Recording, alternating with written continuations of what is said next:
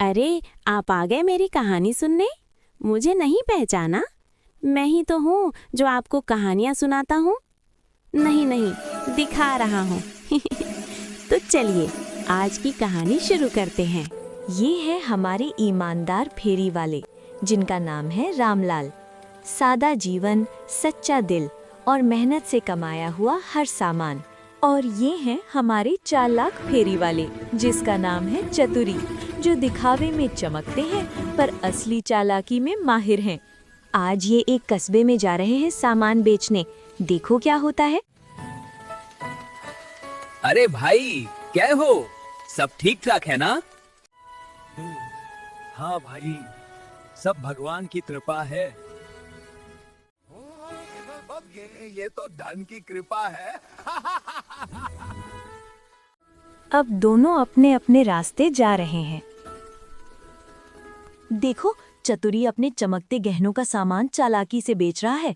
उसके आसपास लोग जमा है और हर कोई कुछ न कुछ खरीद रहा है। अरे वाह, कितनी चालाकी और कितनी तेजी से बिक रहा है उसका सामान। चतुरी अपना सामान समेटकर आगे बढ़ ही रहा था कि तभी एक घर के अंदर से किसी ने उसे अरे आवाज भैया, दी। रुको, क्या बेच रहे हो? देखो, मेरे पास बहुत सुंदर गहने हैं। लड़की ने चतुरी से बाहर रुकने को कहा और फिर वो जल्दी से घर के अंदर चली गई। लड़की ने दादी को बताया कि उसे कुछ गहने लेने हैं, लेकिन दादी के पास उस समय पैसे नहीं थे। ये सुनकर लड़की थोड़ी उदास हो गई। तभी दादी को कुछ याद आया। उन्होंने लड़की को बताया कि घर में एक पुराना कटोरा रखा है। ये सुनकर लड़की के चेहरे पर उम्मीद की हल्की सी चमक आ गई। लड़की एक पुराना कटोरा लेकर घर के बाहर आई। उसने फेरी वाले को बताया कि उनके पास रुपए नहीं हैं। फिर उसने पूछा कि क्या वो इस पुराने कटोरे के बदले गहने ले लेगा। दादी भी चुपचाप लड़की के पास खड़ी थीं। कटोरे को देखते ही चतुरी समझ गया। उसने मन ही मन सोचा, ये तो सोने का है, आज तो मजा ही आ गया। ये तो बेकार कटोरा है, किसी काम का नहीं है। हाँ। चतुरी कटोरा छोड़कर वहां से चला गया। लड़की और दादी वहीं खड़ी रह गईं। तभी ईमानदार फेरी वाला रामलाल वहां आया।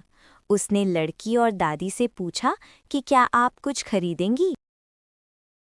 ये है, हमारे पास ये पुराना कटोरा ही है, पैसे नहीं है।